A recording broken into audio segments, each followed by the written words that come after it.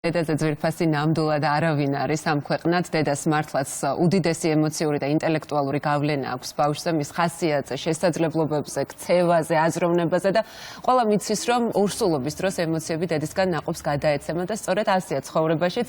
ყველაფერი, რასაც ჩვენ განვიცდით, პირდაპირ ანირიბად აისახება ჩვენს შვილებზე. ნიშნავს თუ არა ეს იმას, რომ რაც უფრო ძლიერია დედა, მით უფრო ძლიერია შვილი, სწორედ აი ამ თემაზე ვისაუბრებთ ჩვენ სტუმართან ერთად. ხეჩუაშვილია ჩვენთან ერთად და მასთან ერთად კიდევ არაჩვეულებრივი სტუმრები უნდა წარმოვადგინოთ. კი, რა თქმა უნდა, აუცილებლად ჩვენთან სტუდიაში როგორც ხედავთ ისედაც საოცარი ადამიანები არიან და რასაკვირველია დღევანდელ დღეს სხვაგვარად ვერც იქნება ჩვენთან სტუდიაში სტუმრად არიან მუსიკოსი ანსამბლ მზიურის პირველი დრამერი ქალბატონი მის ოჯახთან სხვათა შორის ჩვენ შეხების წერტილი გქონია ქალბატონი ლია ხორბალაძე, იმიტომ რომ ჩვენ ყავდა ბავშვები ერისიონის მედოლე ბავშვები ყავდნენ და თქვენი ძმისშვილია ხო და მოკლედ ძალიან ამაყი იყო და რასაკვირველია საოცარი ადამიანი 7 შვილის დედა არის ჩვენთან სტუდიაში სტუმრად და სამი ბიჭი ყავს წარმოდგენილი, აქედან ტყუპები არიან. კი, და კეთი ჭკუასელი ასევე. გალობლიშვილი ხო და ისა რა შიო და ნოე. ეს უმცროსები და შენი სახელი გიორგი, ხო მე მგონი. გიორგი, მოკლედ, ძალიან მაგარი ადამიანები არიან და შეგვიძლია დავიწყოთ უკვე. კი, და არ დაგვაქვს კეთის წარდგენაც, რომელიც გახლავთ ქალბატონი ლიას შვილი. მოგესალმებით პირველ რიგში ყველას. უნდა მოგილოცოთ, რა თქმა უნდა, დღევანდელი დღე და პირველ რიგში ბედნიერი დედობა უნდა გისურვოთ, რაც ალბათ ყველაზე დიდი ბედნიერებაა თითოეული ჩვენგანისთვის და ეს არის ალბათ ის თემა, რომელზეც ხმამაღლა საუბარი სასიამოვნოსთან ერთად ჩვენთვის მშობლებისთვის, დედებისთვის განსაკუთრებულად სასიამოვნო და ყველაფერთან ერთად საამაყო ხდება ხოლმე. მოდი დავიწყოთ საუბარი.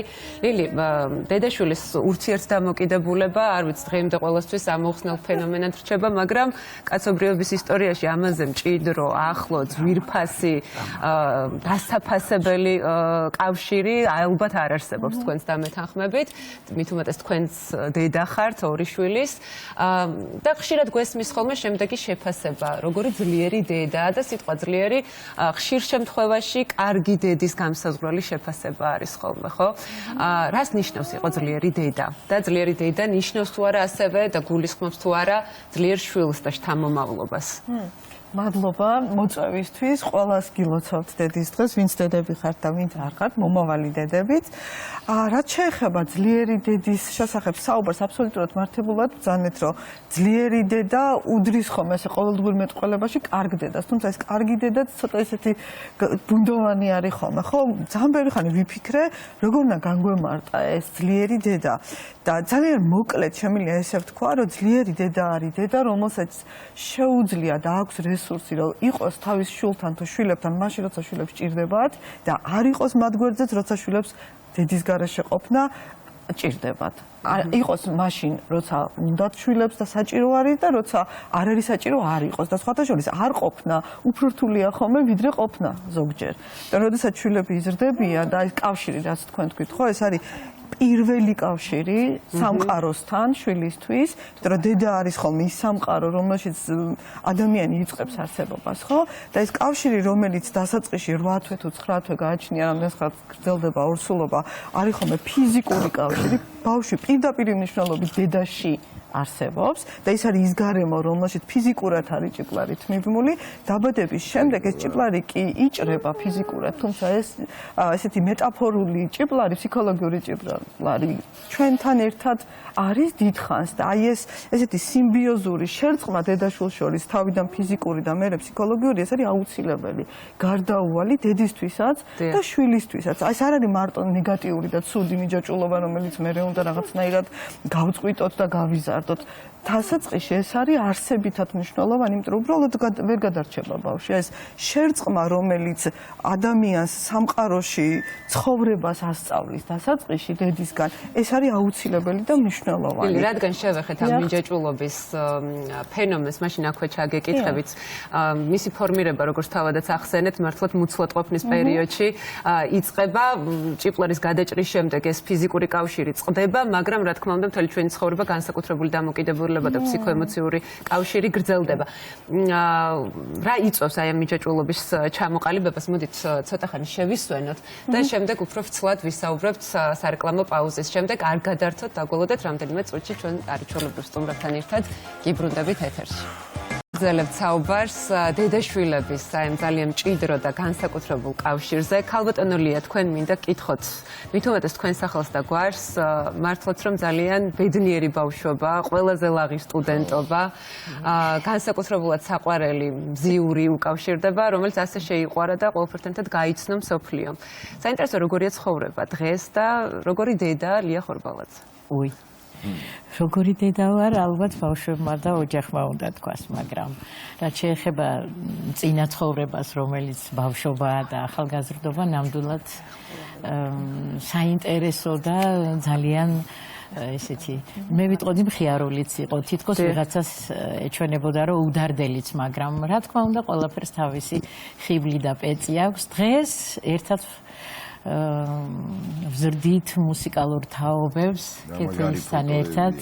ჩვენ გვაქვს შემოქმედებითი მუსიკალური სტუდია ბომბორა, რომელიც ბევრი წლები არსებობს. პირველი თაობის წევრი იყო კეთიც, უკრავდა რამდენიმე ინსტრუმენტზე, მღეროდა და დღეს უფროს თაობას ჩვენი ბომბორების ასწავლის კეთი და მე ამით ძალიან ვამაყობ, იმიტომ რომ ჯერ შვილი რომ ყავს ისეთი როგორზეც გიოცნებია და გიფიქრია შენს ბავშვობაში და მე ის ნიჭიერება ეს არ არის ხმამაღალი ნათქვამი და მინდა ვთქვა რომ ის ნიჭიერება რაც მასშია გადაეცემა ჩვენს მოსწავლეებს. მე თითქმის ყოველ დღე ძალიან ბევრს სწავლობ კეთისგან, იმიტომ რომ ახალგაზრდებს სხვა აზრი აქვს, სხვა ფიქრი აქვს, სხვა ურთიერთობები აქვს, უფრო ახლებური და ეს ახალი სისხლი ყოველთვის საჭიროა და ამით მე ძალიან ვამაყობ და შეიძლება ითქვას რომ უთხრა კეთის მუსიკა თქვენ ცხოვრების განუყოფელ ნაწილად იქცა, ხო? კეთი, მოდი, შენ დაახასიათე შენი დედიკო მაშინ. უი. როგორი დედა ქალბატონი ლია? პირველად მომართავ. რა ვიცი, რა შეიძლება ითქვას აი დედის და შვილის ურთიერთობაზე, ყოველთვის ვამბობ, რომ აქ რაღაცა ბანალური სიტყვები ცოტა უზური არის ხოლმე, იქიდან გამომდინარე, რომ უკვე თქვენც დაიწყეთ ამ თემით საუბარი, რომ იმდენად განსაკუთრებული ფენომენია ზოგადად ჩვენს ცხოვრებაში დედა, რომელიც შობს ახალ სიცოცხლეს და ეს ქმნის ჩვენს ყოველდღიურობას და ზოგადად კაცობრიობას. არ ვიცი, ჩემთვის არის ყველაზე განსაკუთრებული ურთიერთობა ალბათ და ყოველთვის ყველაზე საყვარელი იქნება ის ბავშვობის წლები, რომელიც უფრო ერთად გვაქვს გატარებული და მუდმივად ყოველთვის ხელშეკიდებულები, თუ მე სკოლიდან გამოდიოდი, მაშინ სასახლეში მუშაობდა დედა პარალელურად უნივერსიტეტთან ერთად იქ გავიზარდე პიონერთა სასახლეში და ესე სრულიად ერთად ვიყავით, სულ გაკვეთილებსაც იქ ვაკეთებდი ხოლმე, სახის ერთად მოდიოდით, ბომბორაშიც ერთად ვიყავით, მოკლედ, ანუ მუდმივად ერთი იყო ეს. ცოტა რთული არის ის პროცესი, როდესაც ხდება უკვე დედისა და შვილის ერთგვარი აიწეღა, რაზეც თქვენ საუბრობდით, გაყოფა, რაც ასევე ძალიან აუცილებელია, იმიტომ რომ პიროვნულად ყველა ადამიანი ცალკე პიროვნებაა და უნდა საკუთარი ცხოვრება, ხასიათი, არის ზრდა, მარტომაც განიცადო ამ სამყაროში და ასევე კი არა, ყველაზე რთულია ალბათ რა, მოკლედ აი ცალკე ყოფნა ყველაზე გაშვება შვილისთვისაც ძალიან რთულია და დედისთვის ნუ სასწაულად რთულია. ვერ ვიჯერებთ ეს არის აუცილებელი, მაგრამ აუცილებელი, აბსოლუტურად აუცილებელი პროცესია, რომელიც უნდა შედგეს თავის დროზე აუცილებლად. კი, ლილი. საინტერესოა ეს მიჯაჭვულობის ჩამოყალიბება, ამაზე დავიწყეთ ჩვენ საუბარი, უბრალოდ ვეღარ ამოვწურეთ ეს თემა. როდიდან გასაგებია რომ უცვლად ყოფნის პერიოდიდან იწყება, მაგრამ როდის არის მნიშვნელოვანი უკვე რომ მშობელმა მიიღოს გადაწყვეტილება, რომ ბავშვმა დამოუკიდებლად გადადგას ცხოვრებისეული ნაბიჯები. რა ეტაპიდან იწყება ეს, ასე ვთქვათ, ჩვენი ტკივილები თუნდაც ამ პროცესებთან დაკავშირებული? კი, ეს არ არის ერთი დღე ან ერთი გადაწყვეტილება, ეს არის გადაწყვეტილებათა მთელი ესეთი კასკადი, რომელსაც ვიწყებთ მაშინ, როცა ბავშვს უკვე შეუძლია რაღაცები თვითონ გააკეთოს. მაგალითად, თუნდაც მოიწოდოს სათამაშო, აი ხო თითქოს არაფერი, ყოველ ჯერზე რო არ მივაწოდოთ. ეს მაგალითად ვამბობ, თვითონ თუ აქვს და 4 თვიდან ეს ტაცების რეფლექსი უკვე კარგად არის განვითარებული და იწყებენ ბავშვები რომ დაინახონ, მოკიდონ ხელი და მიიტანონ. აი აქედანაც კი შეიძლება რომ რაღაცა მომენტში დავაცადოთ და თვითონ მას რო ითხაპნებიან და თვითონ რო უნდათ ჭამა და ჩვენ რო გვეჩქარება რომ ჩქარა უნდა ვაჭამოთ. ხო ხა რენატასთან ცოტა რთულია ამის საუბარი, როდესაც ამდენი შვილი გყავს, თუმცა აი ეს მოთმინება რომელიც ჩვენ რო გვეჩქარება და საქმე გვაქვს შემდეგი გასაკეთებელი, ანუ სხვა შვილები მოსავლელი და ეს ზის და ითხაპნება, ხო? უნდა დავაცადოთ რომ მან თვითონ ნელ-ნელა იგრძნოს რომ თვითონ შეუძლია რაღაცის გაკეთება. სიარულს რო იწყებს, ხოხვას რო იწყებს, ანუ უნდა გავუშვათ ფიზიკურად უნდა გაუშვათ. მნიშვნელოვანი ის არის, რომ როდესაც პატარა თუნდაც ხოხვას იწყებს, ან ნაბიჯების ადგმას იწყებს და სიარულს იწყებს, ერთია რომ უნდა დავაზღვიოთ აუცილებლად, მაგრამ არ უნდა შეუშალოთ ხელი თავისუფალ ნაბიჯებში. მას უნდა გამოვუმუშაოთ ნდობა და წმენა იმისა, რომ როცა დაჭირდება, დედახელს შეაშველებს. მაგრამ ხელით არ უნდა ვატაროთ ეს არის ყველაზე რთული ჯეროდეს იმის რომ როდესაც დაჭირდება დედა გვერდით იქნება. აი როცა ბავშვს დაჭირდება დედა გვერდით იქნება და ეს ბავშვი 2 წლის არის 12-ის, 20-ის, 32-ის თუ 52-ის ამას უკვე აღარ აქვს მნიშვნელობა. ეს არის ის ბმა რომელიც სულ ნარჩუნდება უბრალოდ სახეს უცვლის. ეს არის. მოდი რენატასაც ვკითხოთ მით უმეტეს ჩვენ არაერთხელ გავუსვით ხაზი იმას რომ ის არის 7 შვილის დედა და აქვე აუცილებლად უნდა დავაფასოთ ის ნაწილი, რომ მან 7-ვე შვილი დამოუკიდებლად საკუთარი ძალებით, ენერგიით, რესურსით ძიძის დახმარების გარეშე აღზარდა. და ეს არ ვიცი, მართლაც აი ჩვენ ვამბობთ, რომ გმირობის ტოლფასია თქვა, ამიტომ მიიღეთ ჩვენი გულწრფელი კომპლიმენტები თავდაპირველად. მოდით გაგვიზიარეთ, როგორია თქვენი ყოველდღიურობა და აი ეს ბედნიერება და ძალიან დიდი პასუხისმგებლობა, რაც თან ახლავს მრავალშვილიან დედობას, მით უმეტეს როგორც ვიცით, თქვენი ერთგვარი დევიზიც კი არის, რომ არც ერთმა მათგანმა დედის მხრიდან ზრუნველობის, სიყვარულის, სითბოს დეფიციტი არ იგრძნოს. როგორ ახერხებთ აი ამ ყველაფერს? გამარჯობათ, პირველ რიგში გილოცავთ თქვენს დედის დღეს, მადლობა მოწვევისთვის. დევიზი ალბათ ცოტა ხმამაღალი ნათქვამია, ალბათ სურვილია, მინდა რომ ასე იყოს, მაგრამ რამდენად ვახერხებთ, ცოტა რთული სათქმელია. უბრალოდ ესეთი რეცეპტი ერთგვარი არ არსებობს, იმიტომ რომ ყველა ბავშვიც განსხვავებულია. უფროსი ბავშვი მაგალითად, როცა ვატყობდი, რომ რაღაცა იწყებს აგრესიული ხდება, ემოციური ხდება, უკვე ვიცოდი, რომ ესე იგი რაღაცა მოაკლდა, უნდა მივიდე, უნდა მოვეფერო, უნდა ჩავეხუტო, ისიც ამოისუნთქავს და გააგრძელებს თავის გზას. მეორე მაგალითად არ სჭირდებოდა ჩემი ყურადღება, თვითონ მოვიდოდა, როცა სჭირდებოდა, აიღებდა რამდენიც უნდა და წავიდოდა, მოვა თვითონ ჩამეხუტება, კარგად აბამე წავედი. ასე რომ ესე ძალიან ინდივიდუალურია. მთავარია ჩვენ ვეცადოთ, არც არავინ არ გამოგვრჩეს და ის რომ უფროსი ბავშვიც, ისიც ბავშვია და ისიც პატარაა და ეს ძალიან ხშირად გვავიწყდება. როცა ჩნდება პატარა, უფრო პატარა ბავშვი ოჯახში, ის უფროსი უკვე დიდია. ავტომატურად ხო. კი ბატონო. პატარაც არ უნდა იყოს. და როგორც ვიცით, უფროსი შვილები უმცროსების აღზრდაშიც ძალიან არიან ჩართულები. ძალიან მეხმარებიან, კი, ძალიან მეხმარებიან. ტყუპებზე განსაკუთრებით, მაშინ კოვიდი დაგვემთხვა და სულ ვიძახი, რომ ეს კოვიდი ჩემთვის იყო. ბავშვები სახლში იყვნენ უფროსები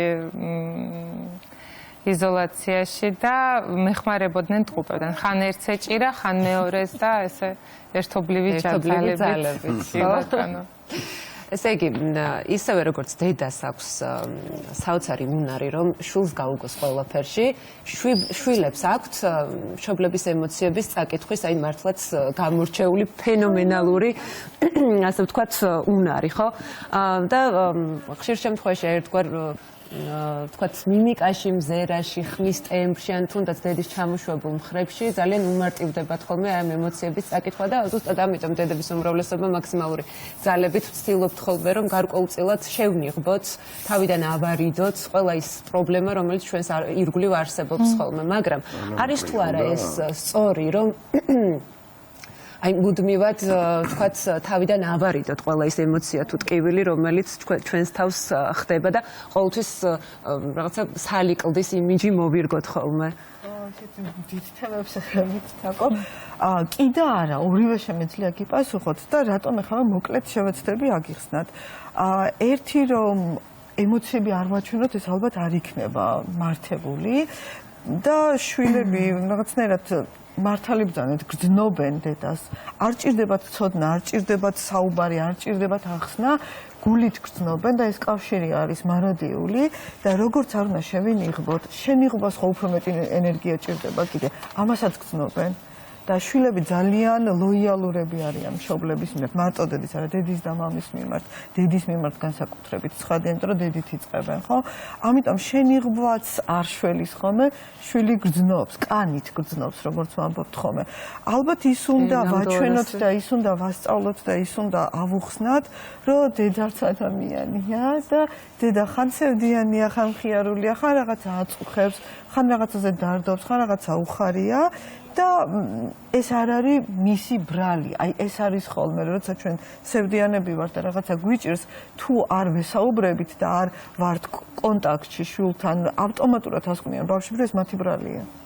ეს მათი ბრალია და ეს არის ხოლმე მე ზედ საფუძველი, რომელსაც მე რაღაცა სხვა პრობლემები შეიძლება დააშენდეს. და ამიტომ კომუნიკაცია, კონტაქტში ყოფნა, ეს არის ძალიან მნიშვნელოვანი. კავშირი გვაქვს შვილებთან და შვილებს აქვთ ჩვენთან. ჩვენ როგორც შვილებს გვაქვს კავშირი, მაგრამ კავშირი არ არის საკმარის, უნდა გქონდეს კონტაქტშიც უნდა ვიყოთ შვილებთან. ანუ უნდა ველაპარაკოთ და ირენატამ ფანტასტიკურად თქვა, რომ სხვადასხვანაირები არიან ადამიანები და შვილები და ჩახუტება ყველას ჭირდება, მაგრამ ყველა სხვადასხვანაირი ოდენობით და სხვადასხვანაირი ფორმით ჭირდება და აი ეს მგრძნობელობა, სენსიტიურობა, რაც ორივე მხარეს აქვს, ეს თუ არ იკარგება, ეს არის კონტაქტში ყოფნა და არა ნათქვამი სიტყვების რაოდენობა. ამ შემთხვევაში რაღაცნაირად იგრძნობენ კიდეც, რომ დედას მხარდაჭერა ჭირდება, თუმცა მათი ბრალი ეს არ არის დედა თუ სევდიანობს და ცრემლიანია. აი ეს არის და კავშირი და კონტაქტი არის ის, რაც ამ ურთიერთობას ინარჩუნებს და ზრდის და ჩვენს გვზდის როგორც დედებს. და არა მარტო როგორც შვილებს. თან სწავლობენ ემოციის გამოხატვას დედისგან, მაგალითს, ანუ დედა როდესაც ყოველთვის იკავებს თავის თავში და არაფერი არ ხდება, ბავშვი ხდება რეალურად გრძნობს, რომ რაღაცა ხდება, მაგრამ ესეთი მაგალითია, რომ რაც არ უნდა ხდებოდეს, უნდა შეიკავო, არავის არ უნდა აჩვენო და შენთვის უნდა მოინავო რაღაცა. და მე თვითონაც ესეთი გავხდე. რაც არ არის სწორი, ხო, ალბათ უნდა გავოზიაროთ. და აი რომ დაუბრუნოთ ძლიერი დედის ამბავს რითიც დაიწყეთ, ხო? სიძლიერე არ არის რომ სალიკლდე ვიყოთ, სიძლიერე არის ის რომ ვიყოთ ისეთები როგორებიც ვართ ავთენტურები და ესე მოქნილად ვიყოთ შვილებთან კომუნიკაციაში. გულწრფელები, ალბათ. ქალწული ახლა გაკვირდებოდით და ძალიან ემოციური იყო თითქოს თქვენთვის აი ეს სიტყვათა თანწყობა, რომელიც გაგვიზიარა ქალბატონმა ლილიმ და მით უმეტეს ვიცით რომ თქვენს ცხოვრებაშიც იყო ბევრი დაბრკოლება, ტკივილი, მაგრამ მიუხედავად ამისა თქვენ შეძალით და ძალიან ძლიერ გამორჩეულ სამაგალითო და ფერად დედაც დარჩით. კი, და ცელკბებიათაც დავშლი. ეს პირველ რიგში როცა დასმოლა ეს საკითხი მithქვამს და არაერთხელ გავიმეორებ, რომ ეს არის ძალიან დიდი დამსახურება ქეთის. იმიტომ რომ ცხოვრება ძალიან ყოველთვის თავისი გზით მიედინება და ზუსტად ყველას თავისი წილი სიყვარული უნდა გქონდეს და არც ერთს არ უნდა მოაკლდეს ეს სიყვარული. ამიტომ თუ კი შევძელით რომ ჩვენში სიყვარულმა გაიღვიძა და სიკეთის კეთებამ, ეს ბავშვობიდან მოდის თუ მერე ვიძენთ ამ ყველაფერს და მერე ვხსნით ამ ყველაფერს, ეს დიდი ბედნიერებაა და მართლა სასწაულია, როდესაც ადამიანს შეუძლია სიყვარული და სიკეთე აკეთოს და გასცეს.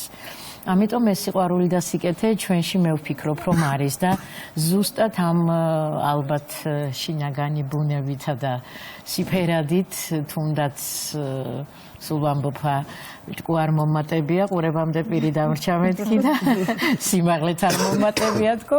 ასე რომ აი ეს მხიარულება, ეს შინაგანი გულწრფელობა, როდესაც გეცინება იცინო, როდესაც გეტირება იტირო და ეს არ არის ნამდვილად სასირცხველო. პირიქით, თუ ემოციის გამოხატვა ვისწავლეთ, ესე იგი ცოცხლები ვართ და ცხოვრება შეგვიძლია. ამიტომ ამისთვის მადლობა უფალო.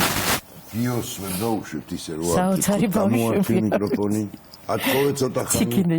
გიო, შენ პირველი რაც მინდა პირველი გითხრა, ზუსტად იცოდე რომ უბედნიერესი ადამიანი ხარ, როცა ამდენი დედმამიშვილი ყავს და ტყუპები გაკვირდებოდი ხან წყალზე გაიყვანე და ალევინ.